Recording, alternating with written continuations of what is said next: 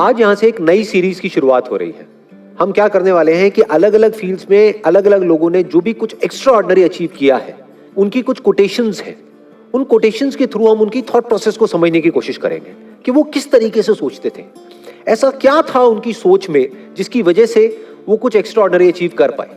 तो आज शुरुआत होने वाली है एल्बर्ट आइंस्टाइन से। लेकिन अगर आप लोग जो मुझे अभी वीडियो में देख रहे हैं, आप चाहते हैं कि कोई पर्टिकुलर पर्सन है जिनकी कोटेशंस की हम डेप्थ में जाएं और उनकी थॉट प्रोसेस को समझने की कोशिश करें, तो आप नीचे कमेंट सेक्शन में बता सकते हैं और मेरे आने वाले सेशंस में मैं एक एक करके उनको कवर करता चला जाऊंगा।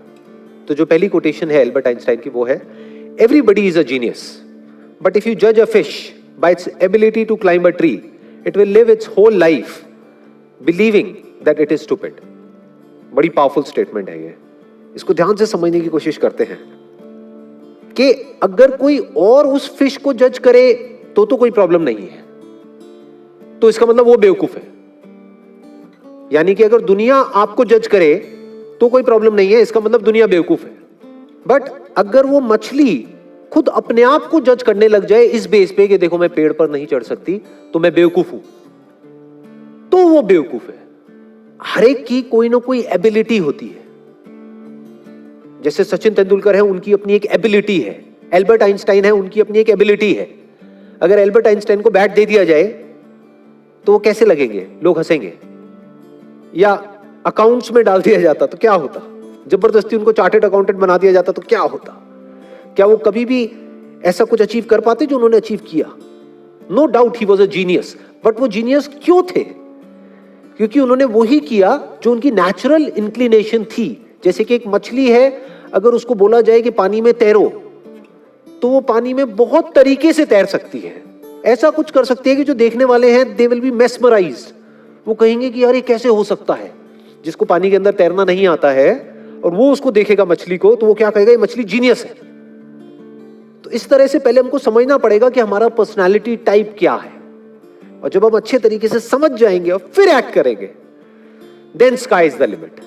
फिर सबके अंदर एक जीनियस है, फिर सब जीनियस है। Next quote is education is not the learning of facts but the training of the mind to think. क्यों कहा जा रहा है ये? देखो क्या कमाल की बात इन्होंने कही है। बल्कि जिस वक्त इन्होंने कही थी उस वक्त कंप्यूटर्स इतने ज्यादा डेवलप नहीं हुए थे, इंटरनेट इतना ज्यादा पेनिट्रेट नहीं हुआ था, फिर भी वो देख पा रहे थे कि फ्यूचर में क्या होने वाला है। उसके बेस पर ये स्टेटमेंट उन्होंने दी है। क्यों एजुकेशन में लर्निंग ऑफ फैक्ट्स इंपॉर्टेंट नहीं है? क्योंकि आज की डेट में अगर बात करी जाए तो जो फैक्ट्स है या जो नॉलेज है वो तो एक क्लिक ऑफ बटन पे अवेलेबल है।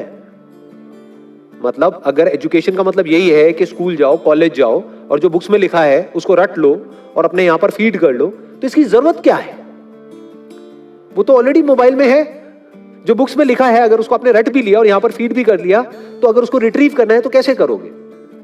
अपने आप से एक क्वेश्चन पूछना पड़ेगा, तभी तो वो याद आएगा और आप बोल दोगे।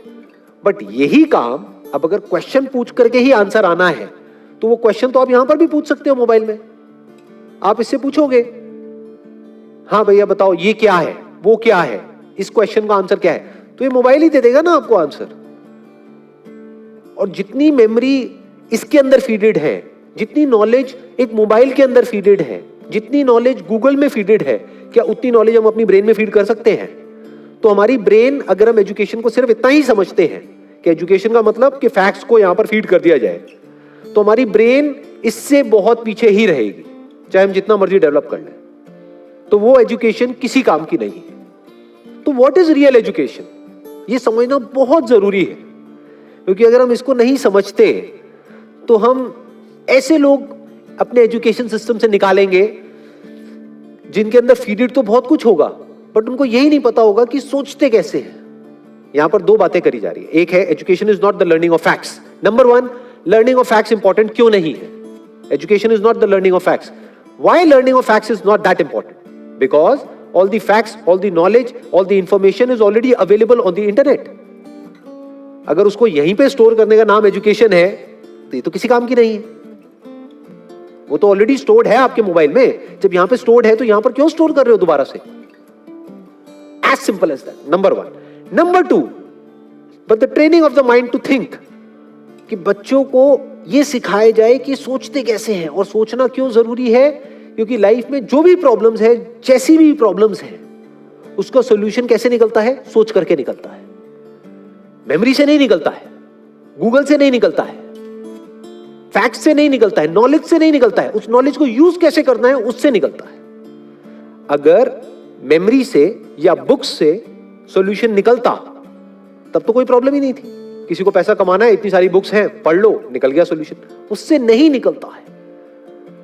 इंफॉर्मेशन से सॉल्यूशन नहीं निकलता है, उस इंफॉर्मेशन को यूज किस तरीके से करना है उससे सॉल्यूशन निकलता है।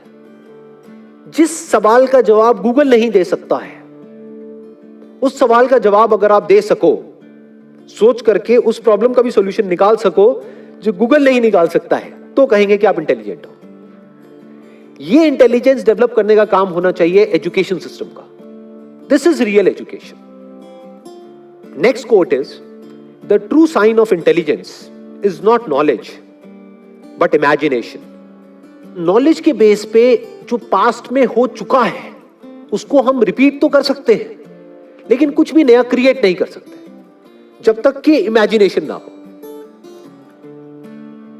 यानी पहले हम कुछ इमेजिन करें, फिर नॉलेज को यूज करें तो ठीक है, बट अगर सिर्फ नॉलेज के बेस पर हम सोचे कि कुछ भी नया डिस्कवर हो सकता है, इम्पॉसिबल। नॉलेज के बेस पर हम गोल गोल गोल गोल एक पैटर्न में घूम सकते हैं कि जो हो चुका है उसको रिपीट कर सकते हैं। फॉर एग्जाम्पल, यहां पर एक बल्ब है, तो इस बल्ब को बनाने की एक नॉलेज है हमारे पास में, तो उस नॉलेज से क्या हो सकता है, और बल्ब्स बन सकते हैं। एक फैक्ट्री बन सकती है, उस फैक्ट्री में और बल्ब्स को प्रोड्यूस किया जा सकता है। और एक ऐसा भी टाइम था जब कोई बल्ब नहीं था, देयर वाज नो बल्ब। तो बल्ब कहां से आया? क्या नॉलेज से आया? जो भी ह्यूमैनिटी की नॉलेज थी हजारों साल की, क्या वहां से आया वो बल्ब? बल्ब कहां से आया? इमेजिनेशन से आया।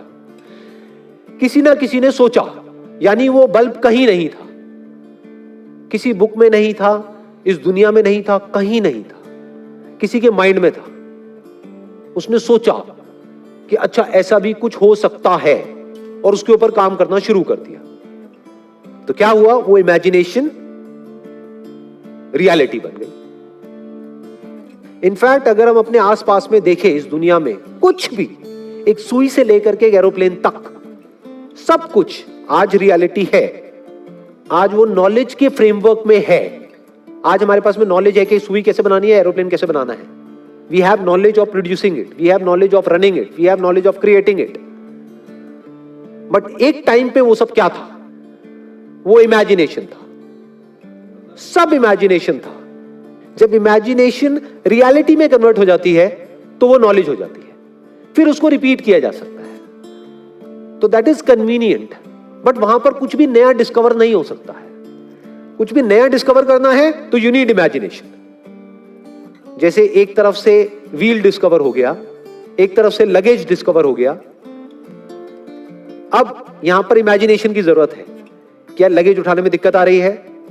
व्हील है, व्हील लेकिन बड़ा है, तो अगर इस व्हील को छोटा कर दिया जाए और उस लगेज के नीचे फिट कर दिया जाए तो क्या होगा? ये इमेजिनेशन है। This is the difference between imagination and reality. यानी कि अगर इसको हम अपनी लाइफ से रिलेट करें तो जो भी हमारी जो करंट सिचुएशन है या जो भी कुछ आज तक हमारे साथ में हुआ है, वो सब क्या है? नॉलेज है, फैक्ट्स है। हो सकता है वो फैक्ट्स या जो हमारी रियलिटी है वो ये कह रही है कि हम लाइफ में कुछ कर ही नहीं सकते, बट इमेजिनेशन यहां पर क्या कर सकती है? इमेजिनेशन यहां पर अगर हमारे अंदर है तो हम इमेजिन कर सकते हैं कि फ्यूचर में इस रियलिटी को बदला जा सकता है। हम अपने लिए एक नया फ्यूचर इमेजिन कर सकते हैं based upon the resources that we have, based upon the knowledge that we have. उस नॉलेज को, उस इंफॉर्मेशन को, उन रिसोर्सेज को यूज करके हम अपनी इमेजिनेशन को सच कर सकते हैं। तो इसलिए कहा जा रहा है कि इमेजिनेशन इज रियल इंटेलिजेंस, क्योंकि नॉलेज को तो एक रोबोट भी रिपीट कर सकता है। तो रोबोट को हम आर्टिफिशियल इंटेलिजेंस तो कह सकते हैं, रियल इंटेलिजेंस नहीं कह सकते। यानी कि कोई प्रोडक्ट है वो बनाना है तो वो तो मशीन्स भी क्रिएट कर सकती है और करती ही है, एक रोबोट भी बना सकता है। लेकिन कुछ ऐसा है जो रोबोट नहीं कर सकता, जो हम ही कर सकते हैं।